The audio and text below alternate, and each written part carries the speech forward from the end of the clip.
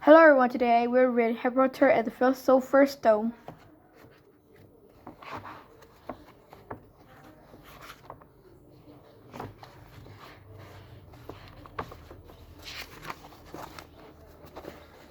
So said Dumbledore, slipping off the desk to sit down on the floor. Was Harry, you like undress before you have discovered the slice of mirror of erased?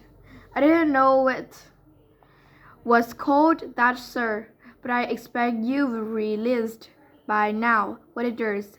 It shows me my family, and it showed your friend Ron himself as head boy. How did you know? I don't need a cloak to become invisible, said Dumbledore gently. Now, could you think what the mirror of erased shows us all? Harry shook his head. Let me explain.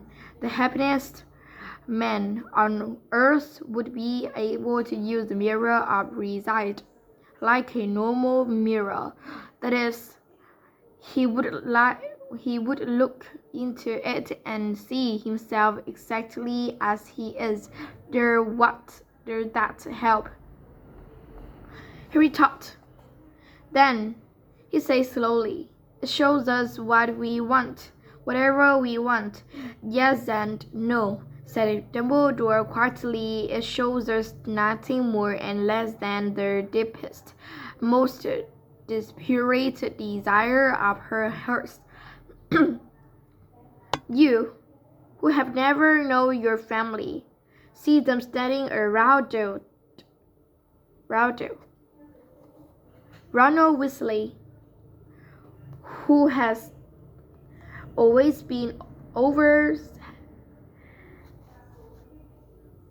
overshadowed by his brothers, sees himself standing all alone, the bed of all of them. However, this mirror will give us either knowledge or truth.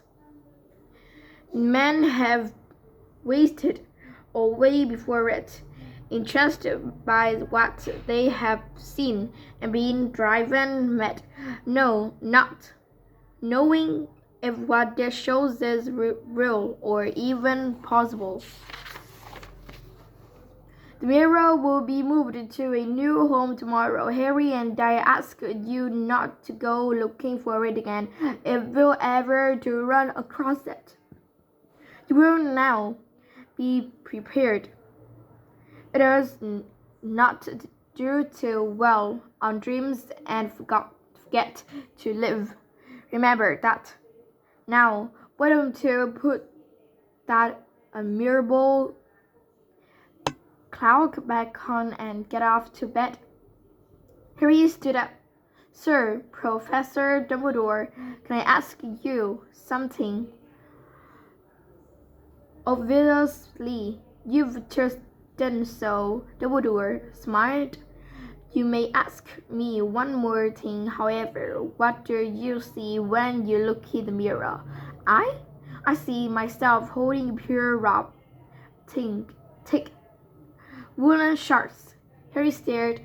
One can never have enough sharks, said Dumbledore. Another. Christmas has come and gone and I didn't get a single pair. People will insist on giving me books. It was only when he was back in bed that it struck Harry that Dumbledore might not have been quite truthful. But then he thought, as he shoved scabbers of his pillow, it had been quite a personal question. Nicholas Flamel.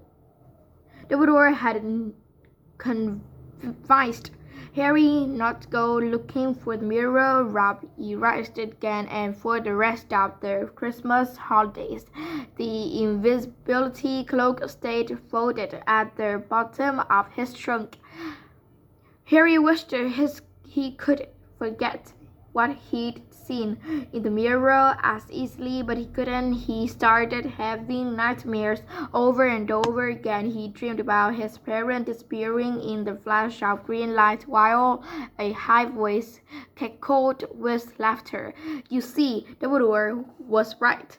That mirror could drive you mad, said Ron. When Harry told him about these dreams, Hermione, who came back the day before term started, took a different view of things. She was torn between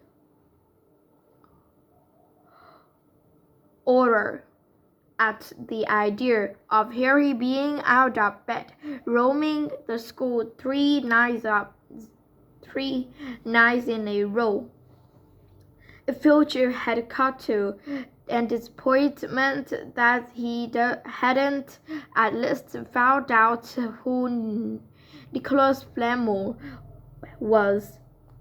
He had almost given up hope of ever finding Flamel in a library book, even though Harry was still sure he'd read the name somewhere once term had started. They were back to skimming through books for 10 minutes during their breaks. Harry had even less time than the other two because Quidditch practice had started again. Wood was working the team harder than ever. Even the endless rain that had replaced their snow couldn't dampen his spirits. The Weasleys complained that Wood was becoming a fanatic, but Harry was on Wood's side if they won their next match against the Hufflepuff. They would overtake Slytherin in the House Championship for the first time in 7 years, quite apart from wanting to win. Harry found that he had fewer nightmares when he was tired out after training than during one particularly wet and muddy practice season. Wood gave him a bit of bad news. He'd just got very angry with the Weasleys who kept bumping each other and pretending to fall off their brooms. Will you stop messing around? He yelled. That's exactly the sort of thing that will lose us the match. Snape's referring the time, and he'll be looking for any excuse to knock points off Gryffindor. George Weasley really did fall off his broom at this word. Snape's referring. He spluttered through the mouthful of mud. Once he ever refereed a Quidditch match, he's not going to be fair if we might overtake Slytherin. The rest of the team landed next to George to complain to. It's not my fault, said Wood. We've just got to take sure we played a clean game, so Snape hasn't got an excuse to pick on us. We was all very well taught, Harry, but he had other reason for not wanting Snape near while he was playing Quidditch. The rest of the team hung back to talk to each other as usual at the end of practice, but Harry headed straight back to the Gryffindor common room where he found Ron and Hermione playing chess. Chess was the only thing Hermione ever lost at, something Harry and Ron thought was very good for her. Don't touch me for a moment, said Ron. When Harry sat down next to him, I'd need to consent. He caught sight of Harry's face. What's the matter with you? You look terrible. Speaking quietly so that one No one else would hear. Harry told the other two about an sudden, sinister desire to be a Quidditch referee. Don't play, said everyone at once. Say you will, said Ron, pretending to break your leg. Everyone suggested. Really? Break your leg, said Ron. I can't, said Harry. There isn't a reserve seeker. If I back out, Gryffindor can't play at all. At that moment, Neville toppled into the common room. Now he had managed to climb through the portrait hole was anyone's guess, because his legs had been stuck together with what they recognized at once as the leg locker cuss. He must have had to bunny hop all the way up to Gryffindor Tower.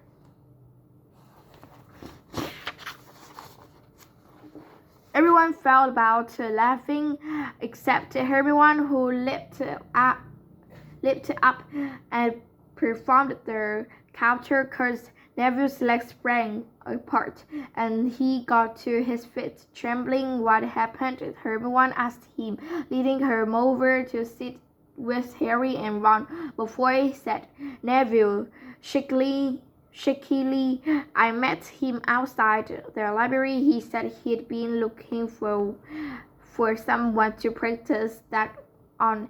Go to Professor McGonagall. Everyone urged Neville. Report him. Neville shook his head. I don't want more trouble, he mumbled. You've got to stand up to him, Neville, said Ron. He's used to walking all over people, but that's no reason to lie down in front of him and make it easier.